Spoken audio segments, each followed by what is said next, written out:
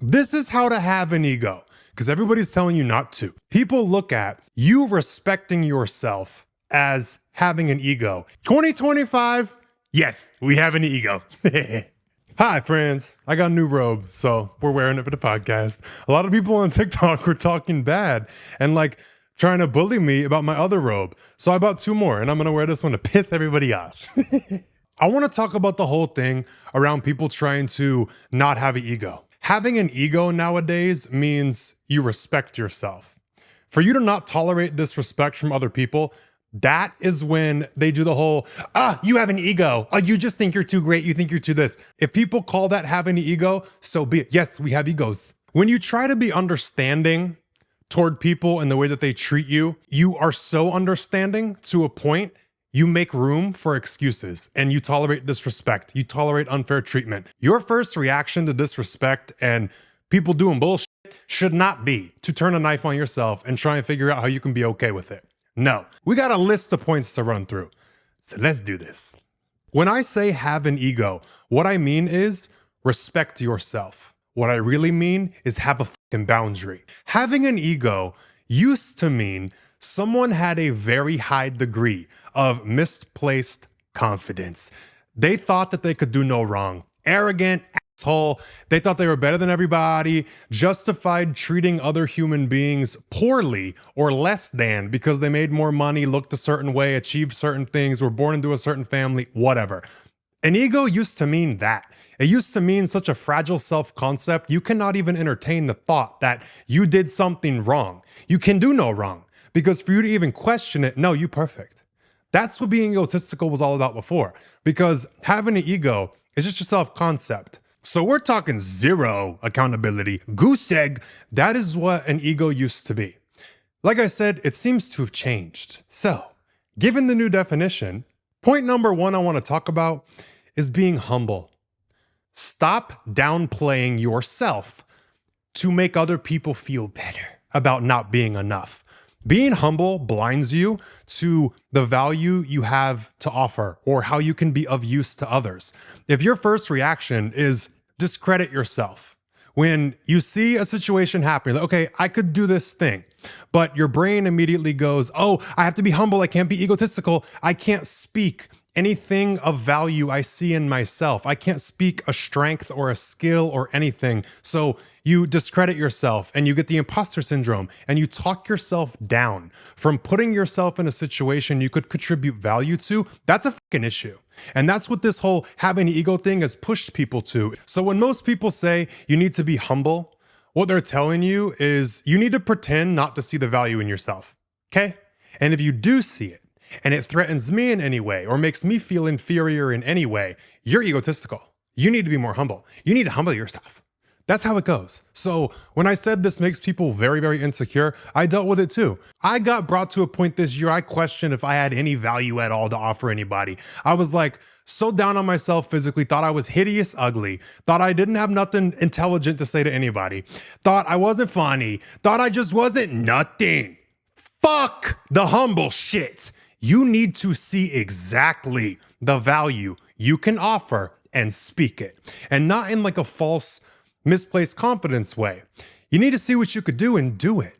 And the biggest thing, what a lot of people holding them back from making money, because you're trying to be humble. There are people in this world right now making 10 times more than you, and they're only half as fucking good as you. And they're only in that position because you ain't stood up to go take that spot. If you're the best, it speaks for itself. So with the whole humble thing, oh, I need to humble myself. Enough with it. This is also a big reason why a lot of people feel lost, because your brain and your subconscious perceives it as unsafe to recognize value in yourself. You can't even recognize what your purpose is because you can't fucking see it. You're so scared of being judged by everybody.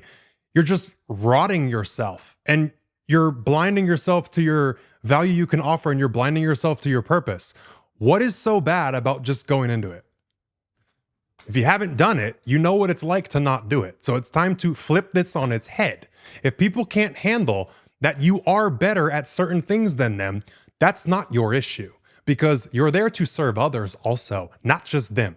It's not about just making people feel comfortable. It's not about tiptoeing and living your life in a way where you don't offend people. Who gives a fuck? But I do also want to talk about, you have to know when to sit down. So when you know that you're the best at something, or you know that you can offer value to something and you can be of use, know your place. Perfect example. For me, when I get on an airplane, I understand hierarchy and there is superiority. There are people who are better at certain things. So a pilot, if something happens with the plane, I'm not gonna go over there and try and start calling the shots and like, oh, you should do this, you should do that. No, I'm gonna sit there and shut up because the pilot is trained. He has the superiority. He has more value to offer in that situation, not me. I played Grand Theft Auto. I've stolen a helicopter on a fucking video game. I don't know how to fly a real plane, you know? It's like when I was a nurse, when I was in the operating room, the surgeon has the authority. Everybody else needs to know when to sit back and shut up. These little techs, like surgical techs that are students, they try and like correct the surgeons. No, you need to watch it. If you see something is actually wrong, approach it, communicate it, voice it. Do not go into it with the whole, oh, I know better than you. You're a fucking scrub tech and that's a surgeon. Watch your mouth and show some respect. So I'm very big on when it's your time to step up, step up. And when it's your time to step back, know when to step back. You're not the best at everything. There are gonna be situations where you need to lead and you need to be led. So if you actually can step up and prevent a problem and save something, you don't need to be in the back of your head all worried and all scared. Oh, I can't seem cocky. I can't seem like I have an ego. If you're educated and you're skilled and you know what's going on, offer it. Get out of your head with the whole, oh, I can't have an ego. You're not having an ego. You all have the same goal. Like if you use the situation with the operating room, everybody has the same goal. Help the patient, save the patient, make sure they stay breathing, make sure they stay alive.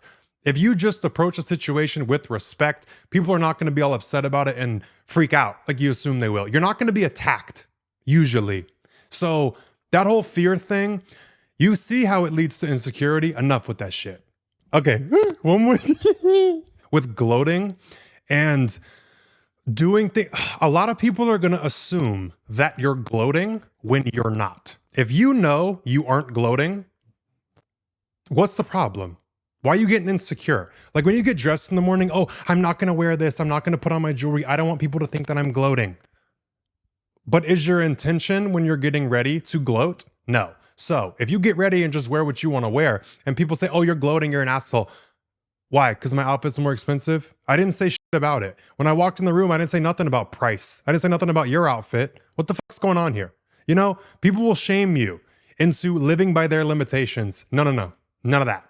All right, point number 2, we're talking about disrespect. Your tolerance to dealing with it and allowing it will build. And it's a slow, silent killer. So with a friend you have, a partner, anybody, if you feel like something that they're saying or doing is disrespectful and they're just like gaslighting you or telling you, oh no, you should just be fine with it. It's fine. It's not a big deal. Why are you acting like that? Would you tolerate what is upsetting you when you first met them? If you can go back to the beginning of the friendship or the relationship, would the shit that they're doing now have flown in the first week or the first month? That gives you clarity. What you're experiencing is disrespect. It is bad treatment. You've just become adjusted to it because it starts off with something little, something sly of like, let's say for a girl, I call you a bitch, whatever. You tell me you don't like that, whatever. Okay. Then I keep saying it. Every time I get mad, you fucking bitch. You get desensitized to the word bitch. And then the more we fight, the more it goes on. You're no longer feeling that sting when I call you a bitch because you've tolerated it and it now feels like normal. You've been desensitized. So it's just going to get worse and worse. Then it gets to, I fucking hate you. I don't love you. I don't want shit to do with you. If someone's berating you and attacking you like that, and that becomes normal, and you no longer like have a reaction to it, oh, he just acts like that. Next step is they're putting their fucking hands on you. So you need to get very clear on what is actually disrespect and see what you've been numbed to. It's very covert. You're not going to realize you're doing it, but that's the one way you can kind of figure it out. Would this have flown in the first month I met them? What I'm tolerating now, would I have tolerated it then, or would I have blocked their dumb ass? And there's the answer. I'm sorry for what that's about to do to a lot of relationships and a lot of friendships. Because once you see it, you can't unsee it. And then you're like, oh, I really do gotta leave. Yeah, you do. But same thing applies to parents. A lot of people don't understand how desensitized they are to the disrespect of their family. Look at if your partner was being treated by their family the way that your family is treating you. Or look at your friend. Look at somebody else you love and imagine them being talked to or treated the way that you are by your family. And it will give you clarity around, okay, I'm not crazy. Everybody telling me I should just be okay with this. I actually shouldn't. Have the ego, have the self-respect. Something else that helps me with boundaries a lot, and the whole thing with disrespect, like noticing when something is actually disrespectful, because a lot of people in public say a lot of shit that's condescending and they think that they're getting away with it. The more you learn to value yourself, the more sensitive you will become to being treated in ways you do not treat yourself. So if you stop disrespecting yourself, disrespect from others will get a lot more painful and you won't be able to just sit down and tolerate it anymore. So you'll start picking up on a lot more condescending things people say, weird situations they put you in, weird ways they treat you and expect you like you should be okay with it because you're too blind to being disrespected that you think it's just normal. So my example is these salespeople. Since I bought this house, I've had at least 7 or 8 different salespeople come to my house. You come on my porch, you knock on my door. I answer the door. They size me up. And I'm not someone who's overly sensitive to shit. I don't really get that bothered, but I know when something is condescending. They size me up and they go, oh, can I speak with the owner of the house? And I'm always very nice and polite, always, with everybody. When I open the door, I'm like, hi. They do that shit, size me up. All right, can I speak with the owner of the house? I'm like, that's me? And they look me up and down, like they get like a little bit mad and they're like, are you renting? The amount of willpower I've had to exude to not knock these people's heads off their body. You gonna come to my fucking house? See, this is the ego. You see how I'm talking? You're like, oh, that sounds like egotistical. It is, and it should fucking be there. This is when an ego needs to come into play. Because typically, with salespeople, if they're sweet, if they're nice, if they don't do the whole size me up shit and try to be condescending, I feel a little bit obligated. Like, all right, I'll hear you out. I'll talk with you a little bit. I'll politely decline it, have a conversation. Make sure that I consider the person's feelings and not just be an asshole. But in a situation like this, that takes a lot of energy for you to be considerate and you to try to be understanding and care about the way other people feel. If someone shows a blatant disregard to how you feel, you are off the hook. You don't gotta placate them. You don't gotta be considerate no more. When these motherfuckers come to my door condescending and they're rude and they wanna size me up on my porch, I'm not talking to you. I don't give a fuck what you're selling. Depending on my mood is how harsh I will be. Sometimes I'm just like, I'm not interested, and I'll close the door. It saves everybody time. For me to respect myself and immediately spend no more energy and no more time dealing with them or considering them anyway, just saying, I ain't fucking interested, and closing the door, it's over. It's done. There's no argument. There's no fight. There's also no, oh, I feel uncomfortable, like some people would do. They would feel uncomfortable and just like try to appease them and still let them talk and like let them just be shady and condescending to them. Fuck no. You ain't got to sit there and deal with that. Don't. Have the ego. Have the self-respect. Somebody's coming in your face acting a certain way. No. End the interaction. Cut it. And go on with your day. You don't got to get mad. You don't got to get upset. All right, point number 3 is doing things out of spite. If you got to do something out of spite, do it. So like people going through a breakup and you're like, oh, I'm going to get a revenge body. Do it. Use the spite to make an improvement to yourself or your life, to make a positive change. If you got to use spite to do it, go for it.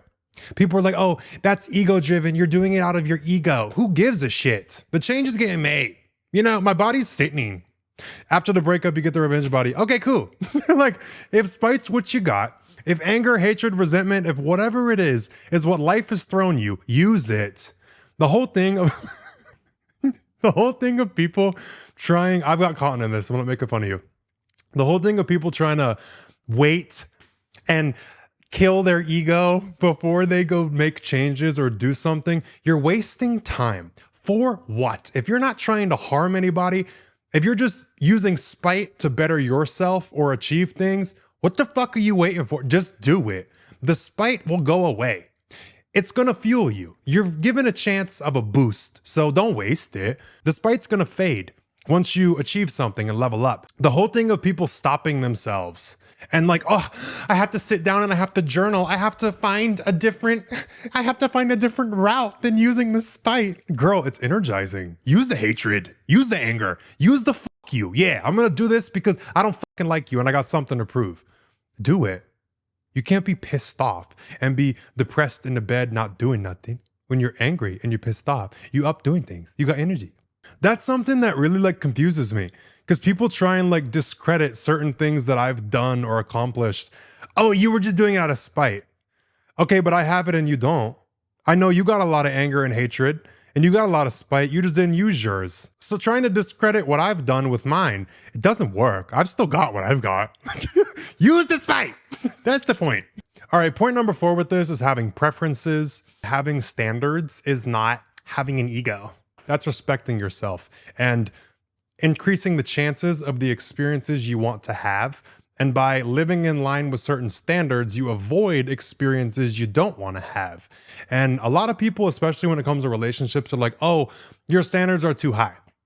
If you can offer something, you can demand it in return. What the fuck is the issue with that? I don't get that. People are like, oh, Leo, your standards are too high. For who? You probably. But everything I ask for, I can deliver. And a lot of people act like, oh, you're just going to be alone forever. You're never going to nothing. I don't feel pain from being alone. But I also know dropping my standards and listening to everybody else and, oh, don't be so ego-driven. I don't care. Also, you got the safety of, yeah, you're not going to be with someone who don't know how to appreciate the value that you possess and the value that you can offer. If you want to feel unappreciated, if you want to feel worthless, drop your standards. Go give yourself to a crackhead. Like I always talk about in past episodes, it's like giving a Birkin to a crackhead. They are not going to understand the value of that bag. A Birkin is like 20 grand. If you go give one to a crackhead, they don't know what that is. They're not going to know how to treat it. They're going to throw it around and trash it. And if you're that person who's given yourself to somebody who doesn't understand your value and doesn't know how to treat you, you will begin to question if you are just a crackhead's bag. You're not going to realize you're a Birkin. You need to be in a whole different fucking part of the city, you know? So that's a big thing with standards with me. If you like certain things and certain things are a deal breaker for you, that's fine. It's not offensive. And a big thing is people try to pretend like they're actually interested in other people just to not hurt their feelings. It's like if you go to a bar or you're just out in public or whatever, and somebody comes over and tries to start talking to you and you're not attracted to them for whatever reason, a lot of people will be like, oh, I don't want to hurt their feelings. Oh, let me just like, yeah, and entertain the conversation, get their number. And like, oh, finally we can leave. And then you never text them. That hurts worse and it's disrespectful to both of you. The self-respecting action is to politely say, you're not interested. You could even lie if you too chicken shit to set a boundary. Oh, I'm with somebody, I'm seeing somebody, I'm sorry. Respect their time and yours by allowing them to go find somebody else. If you know it's not going to go nowhere, people pleasing is actually being a bad person. If you know that you're sitting there lying to somebody, you don't want to talk to them, but you're just going through with it because you feel bad to hurt their feelings, you're an asshole. Certain situations, I get it, for like a safety concern, like certain girls, you got to watch out because some people are nuts, but there's a difference. You get what I'm talking about? Having a preference, not being attracted to every single thing with legs is fine. Voice it politely and be considerate. That's not having an ego, but a lot of people would say, oh, you're too egotistical. No, I got preferences. All right, number 5 is rejection. If somebody tells you they don't want you, do not allow yourself to be in a position where they could even have the chance to say it twice. If someone says they don't want you, it's over, it's done. And I'm saying with a relationship standpoint, also, if I go to a bar or go to a restaurant or something and they don't want to let me in because I have on a tank top or I'm not dressed right, what do I look like standing there fighting with them? If I don't fit the dress code, that's fine. You're allowed to have a preference. If someone sees that you want to give them your business and they say they don't want it, leave. It ain't a problem. It ain't a fight. It ain't a personal attack. You don't want to argue with them. What is arguing going to do? Nothing. You're going to stand there and fight to prove that they should want your business? They fucking don't. Walk off. Okay, bye. That's always my thing. Okay, I leave.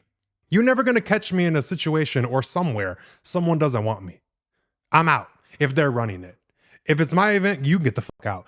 Only time I would say, yeah, we arguing is if I bought a section or if I like paid for something and it's like my event. Shut the fuck up, let me in, you know? But if it's like normal things, if somebody says no, leave. It's not a fight.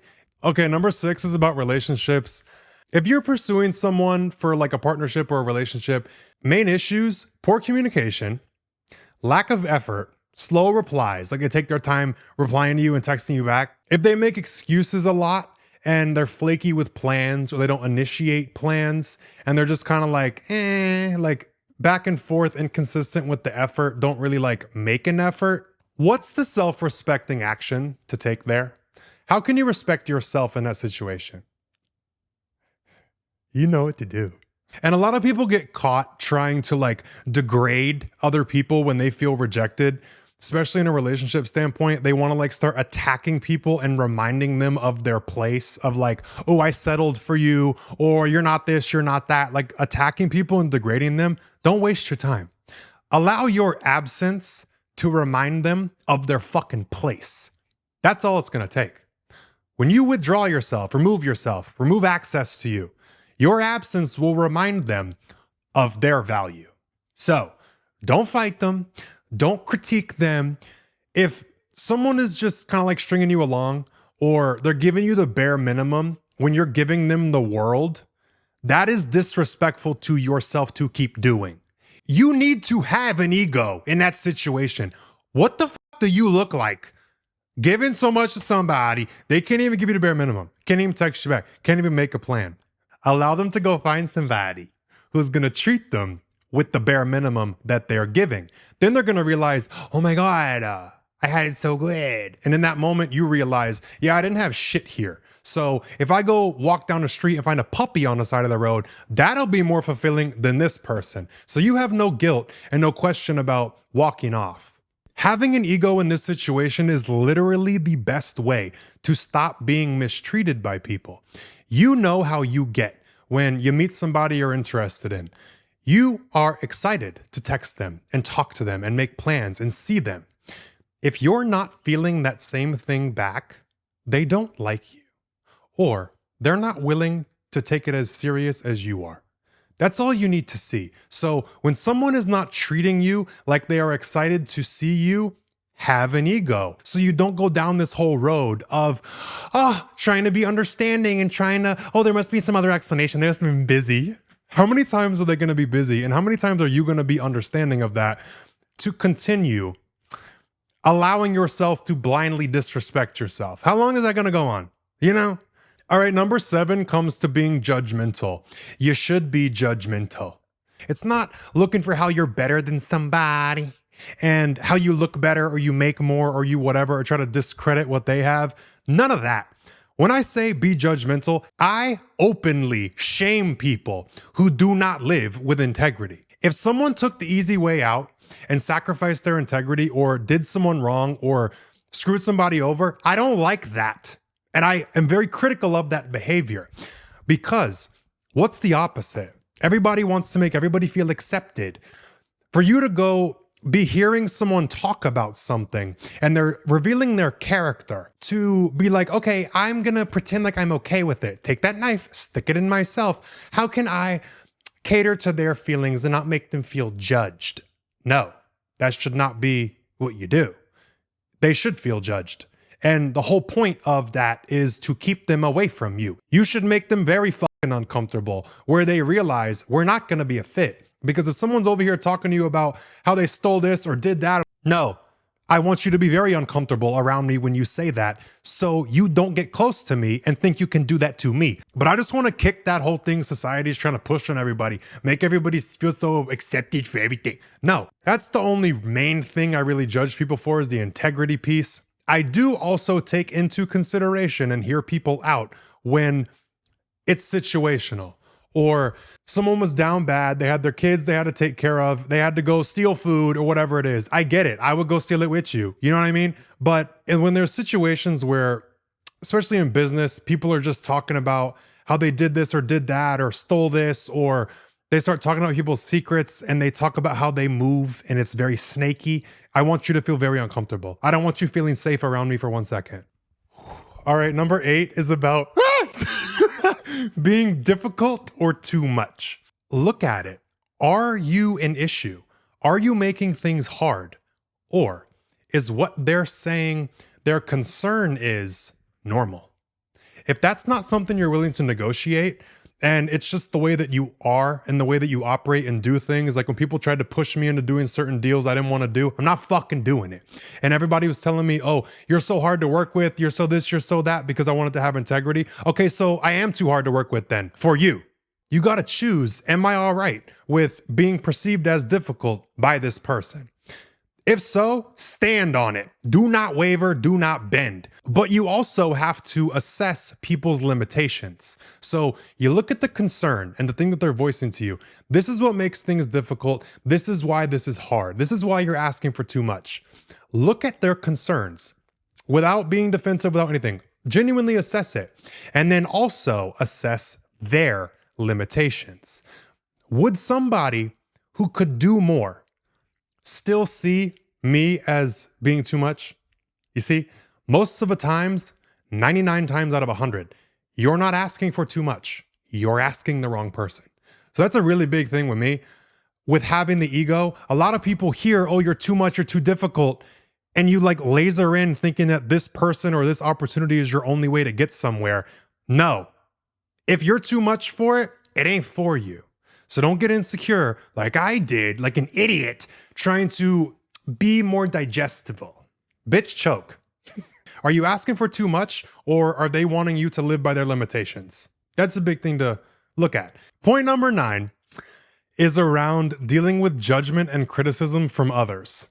When I was 16 years old, I was always overweight as a kid, and I started P90X when I was like 14, finally lost some weight, and then I started weight training and was trying to put on size. When I was 16, I started to weigh my food. Like, you know how you meal prep and you weigh, okay, this is 8 ounces of chicken, this is 8 ounces of ground beef, 8 ounces of rice, whatever. I needed to know what the hell I'm eating to make sure I'm eating enough and make sure I'm like hitting my goals. Certain people in my life saw me for the first time with the scale weighing my food and had a lot of shit to say. A lot of people were like trying to make fun of me and ridicule me and say it was stupid, say it was weird. People do not have to understand what you're doing or why you're doing something to be respectful. How harsh you are is how harsh I'm going to be. So if I'm over here minding my business and you just want to take it upon yourself to come over and ridicule what I'm doing, what the fuck is that accomplishing for you? What's the issue with me weighing my food? Really? What's the issue? Why is this so weird to you? I want to know what's going into my body for my goals. What's the problem here? That usually shut everybody up. But the real funny thing is, the gag is everybody who was judging me for doing that 6 months later started weighing their fucking food also. Came to me, oh, what scale were you using?